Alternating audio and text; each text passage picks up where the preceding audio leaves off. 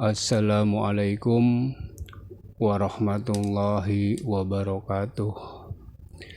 Alhamdulillah ala nikmatillah, la haula wala quwata illa billah. Ashhadu an la ilaha illallah wa ashhadu anna sayyidana Muhammadan abduhu wa rasuluhu la nabiyya ba'dah. Allahumma sholli wa sallim ala sayyidina Muhammadin wa ala alihi wa ashabihi wa man tabi'ahum bi ihsan ila yaumiddin. Wa qala Allah ta'ala fi kitabihil karim, a'udzu billahi minasyaitonir rajim. Bismillahirrahmanirrahim. Ya ayyuhalladzina amanu taqullaha haqqa tuqatih wa la tamutunna illa wa antum muslimun. Wa qala Rasulullah sallallahu alaihi wasallam, ittaqillaha haitsuma kunta wa atbi'is sayyi'atal hasanata tamhuha wa khaliqin nas bi khuluqin hasanin. Shadaqallahul azim. Pemirsa pendengar, saudara-saudaraku yang dimuliakan Allah Subhanahu wa taala. Manusia itu ada yang cerdas, ada yang bodoh. Itu sudah sunatullah, emang begitu. Dan di antara orang-orang yang bodoh ada yang paling bodoh. Mudah-mudahan kita bukan termasuk orang-orang yang bodoh, bahkan menjadi orang yang paling bodoh. Mudah-mudahan kita termasuk orang-orang yang cerdas.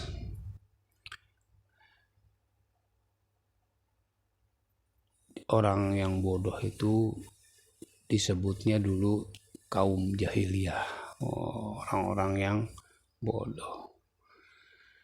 Tapi sebelum kita lanjutkan bicara tentang orang yang bodoh dan yang paling bodoh ini, saya mau mengingatkan diri saya pribadi dan para pendengar pemirsa semuanya bahwa marilah kita koreksi diri kita hari ini, saat ini, detik ini. Apakah saya termasuk orang-orang yang ingat kepada Allah Subhanahu wa taala atau tidak? Apakah ketika sedang berbicara ini saya ini ingat kepada Allah Subhanahu wa taala atau tidak? Apakah Anda yang sedang mendengarkan, menonton video ini hatinya ingat kepada Allah atau tidak? Itu nggak ada yang tahu cuman diri kita sendiri, dan Allah Subhanahu wa ta'ala maha tahu apakah kita ingat kepadanya atau tidak. Ketika telinga mendengar, ketika mata tertuju kepada handphone, melihat handphone, atau ketika mulut berbicara, hatinya tetap ingat kepada Allah Subhanahu wa ta'ala. Tidak lalai sedikit pun. Matanya tidak bisa melalaikan dia dari Allah Subhanahu wa ta'ala. Pendengarannya tidak bisa melalaikan dia dari Allah Subhanahu wa ta'ala. Jadi tetap dalam keadaan ingat kepada Allah Subhanahu wa ta'ala. Alladzina amanu wa tatma'innu qulubuhum bidzikrillah, ala bidzikrillah tatma'innul qulub.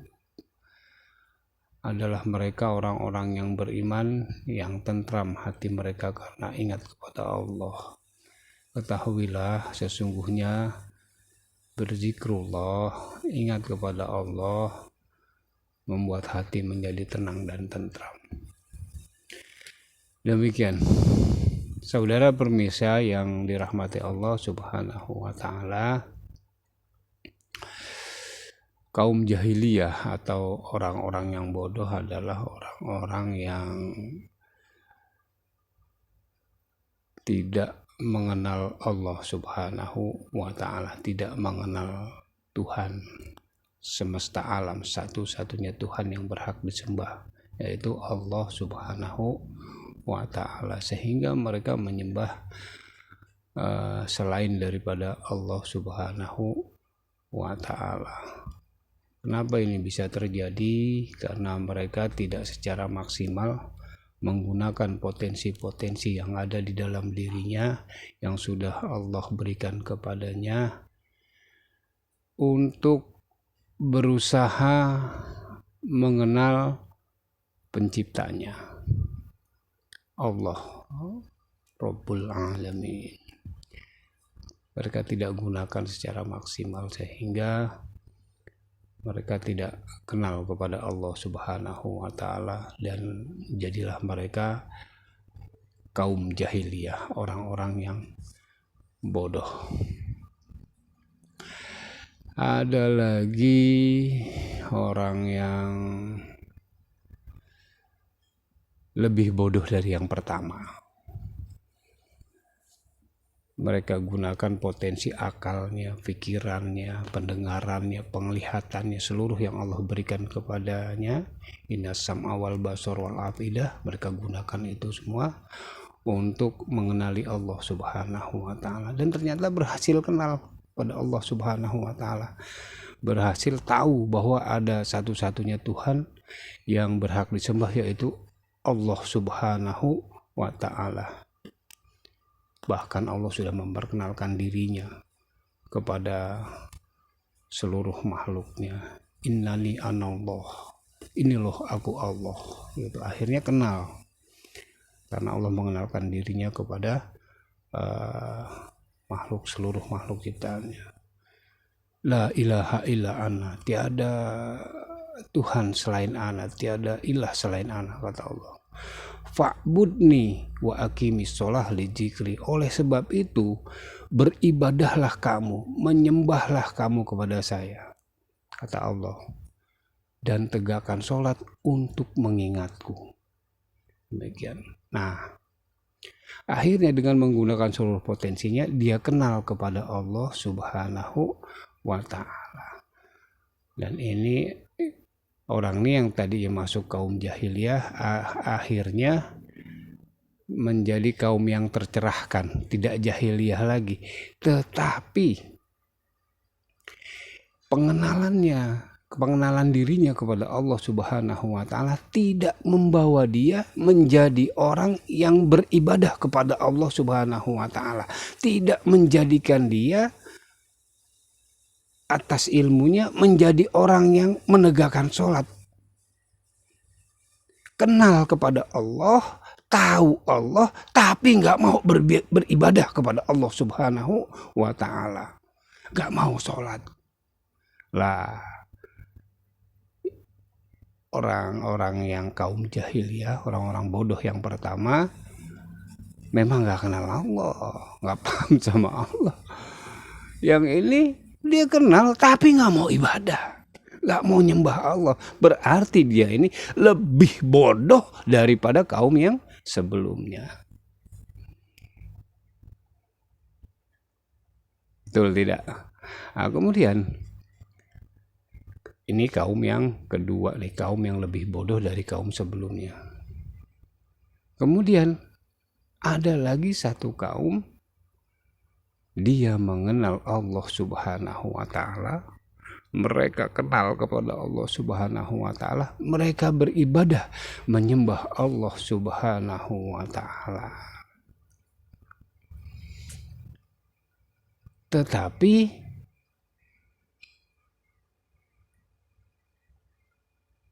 ibadahnya nggak diterima sama Allah Subhanahu wa Ta'ala.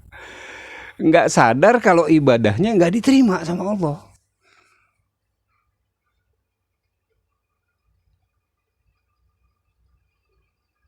Dia nyembah Allah, dia sholat misalnya, tapi dia nggak perhatiin tuh syarat sah sholatnya. Dia tidak perhatiin tuh rukun-rukun sholatnya. Misalnya deh, wudhunya sembarangan. Wudhu yang mestinya menghilangkan hadas kecil sehingga dia bisa sholat dengan suci dan bersih, dia tidak lakukan dengan benar. Dia tidak serius tentang wudhunya. Contohnya, Dia nggak ngerti mana air yang bisa bikin hilang itu hadas kecil. Dia nggak ngerti mana air yang suci, mana air yang suci dan mensucikan, mana air yang suci tapi tidak mensucikan. Dia nggak paham itu, asal-asalan saja sudah, yang penting wudhu begitu. Akhirnya apa? Akhirnya ibadahnya nggak diterima sama Allah Subhanahu wa Ta'ala. Atau ada lagi, wudhunya bener, cakep wudhunya, ya kan, rapih tatanan cara wudhunya, bahkan dia mengerti tentang air yang digunakan, yang mana yang mensucikan, yang mana yang tidak. Tapi dia nggak ngerti tata cara mandi junub, mandi janabat. Iya kan, dia tiba-tiba menghilangkan hadas kecil saja, sementara hadas besarnya masih ada sama dia. Ini gimana ceritanya gitu loh. Akhirnya apa ya, akhirnya ya dia ibadah, dia menyembah Allah Subhanahu wa Ta'ala, dia kenal Allah, dia menyembah Allah Subhanahu wa Ta'ala, tetapi penyembahan dan peribadatannya tidak diterima sama Allah Subhanahu wa Ta'ala. Na'udzubillah min dzalik. Semoga kita bukan dari golongan yang itu. Ini golongan yang ketiga. Yang pertama nggak kenal Allah, yang kedua kenal Allah. Yang tidak kenal Allah itu bodoh. Kemudian yang kedua adalah orang yang kenal Allah tapi tidak mau beribadah, dan ini lebih bodoh lagi.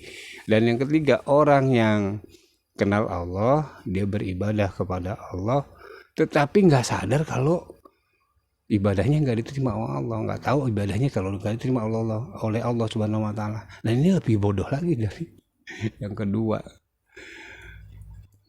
Ada lagi yang ketiga tadi itu ya, yang keempat. Nah ini lebih bodoh lagi nih,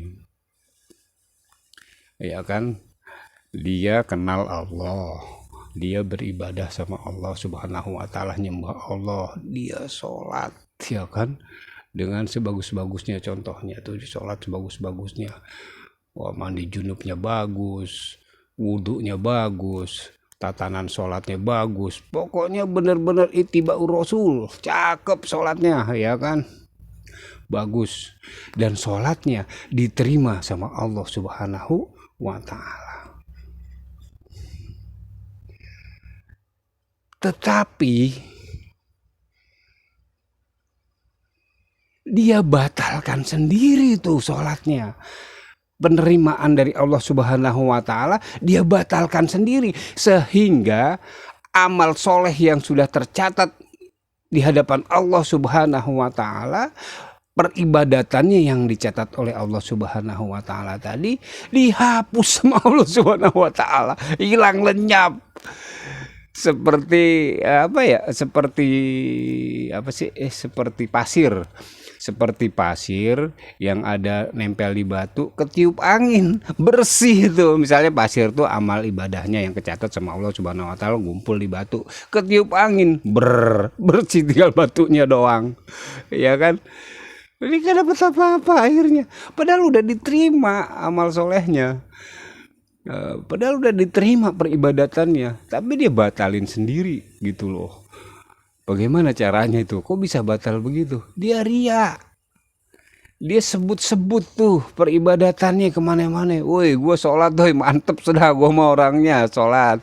Terus dia perdengarkan sum'ah kepada orang lain tentang amal solehnya, peribadatan, dicerita-ceritain ke orang gitu. Pokoknya ria deh gitu. Ya udah, amal-amalnya terbakar seperti kayu yang terbakar, habis, hilang begitu. Na'udzubillah min dzalik. Ya semoga aja deh kita nggak termasuk orang-orang yang begitu, orang yang bodoh, orang yang lebih bodoh dari orang bodoh, orang yang bodoh lebih bodoh dari orang yang lebih bodoh tadi. Ini yang sekarang lebih bodoh lagi dari yang bodoh, ya kan, rugi banget, bangkrut, ya kan. Na'udzubillah min dzalik. Semoga kita nggak jadi orang yang kayak begitu tuh. Kemudian ada lagi orang yang apa namanya ya, yang yang apa ya, yang sama sekali dari awal udah nggak diterima sama Allah Subhanahu Wa Taala. Kenapa? Karena dia itu pelaku dosa besar. Ya, meskipun dia kenal Allah, meskipun dia beribadah dan lain sebagainya, meskipun dia tidak riak gitu, tidak ikhlas dan lain sebagainya, pokoknya bagus lah gitu, tapi dia nggak diterima amal solehnya. Kenapa? Karena dia melakukan dosa besar, mensekutukan Allah dan melakukan pembunuhan dengan bighairi hak, dengan tanpa hak dia membunuh orang. Nah ini kalau dia belum tobat, seperti para durjana KM50 tuh, kalau mereka belum bertobat, ya mereka nggak diterima amal solehnya. Mau ngapain? Tobat dulu baru diterima sama Allah Subhanahu Wa Taala. Ini bukan kata saya loh, ini Quranul Karim, Allah sendiri yang berfirman dalam surat An-Nisa ayat 93. A'udzubillahi minasyaitonirrajim. Bismillahirrahmanirrahim. Wa may yaqtul mu'minan muta'ammidan fajaza'uhu jahannam khalidan fiha wa ghadiballahu alaihi wa la'anahu wa 'addalahu 'azaban 'azima. Barang siapa membunuh seorang mukmin dengan sengaja, maka balasan mereka adalah neraka jahanam dan mereka kekal di dalamnya. Bayangkan, masih hidup sudah dijamin neraka jahanam dan kekal di dalamnya. Lo mau ngapain kek, lo mau jungkir balik kek, lo mau ibadah bagaimanapun, lo mau berinfak, zakat, sedekah lain sebagainya, lo kalau belum taubat lo neraka jahanam lo Allah janjiin tuh. Dan Allah nggak pernah ingkar janji. La yukhliful mi'ad. Wala wa ghadiballahu alaih, dan kemurkaan Allah atas mereka, wala anahu, dan laknat Allah atas mereka. Mereka hidup di dalam murka dan laknatnya Allah, di dalam kemurkaan dan di dalam laknatnya Allah. Coba bayangin, lu beribadah kek, lu ngapain kek, kalau lu belum tobat dengan tobatan nasuha, kalian hidup dalam murka dan laknatnya Allah Subhanahu Wa Taala. Kalian tetap dimurkai dan dilaknat sama Allah Subhanahu Wa Taala. Wa'adallahu azaban azima, dan sudah disediakan untuk kalian nanti di neraka jahanam azab yang sangat besar, azab yang sangat pedih. Dan ini adalah orang yang super goblok, ya kan? Dia pilih dunia daripada pilih akhirat. Gue dari tobat ntar gue kebongkar semuanya urusan gue nih, pangkat, jabatan, lain sebagainya. Kalau gue tobat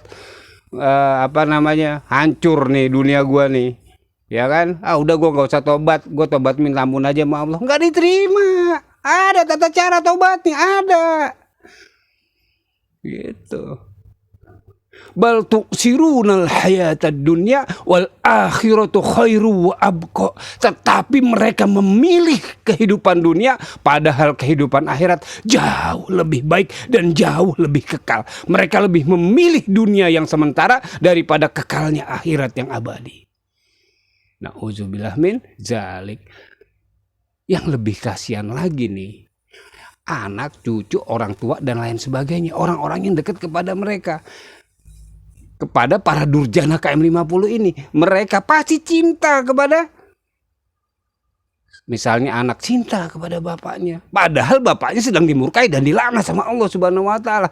Atau orang tuanya cinta kepada anaknya, padahal anaknya sedang dimurkai dan dilaknat sama Allah Subhanahu Wa Taala. Kemudian istrinya cinta kepada suaminya, padahal suaminya sedang dimurkai dan dilaknat Allah Subhanahu Wa Taala. Kemudian tetangganya, saudaranya, kaum kerabatnya dan lain sebagainya mencintai dia, padahal dia sedang dimurkai dan dilaknat oleh Allah Subhanahu Wa Taala. Maka mereka pun karena mencintai orang yang dimurkai dan dilaknat Allah Subhanahu Wa Taala, kebagian murka dan laknatnya.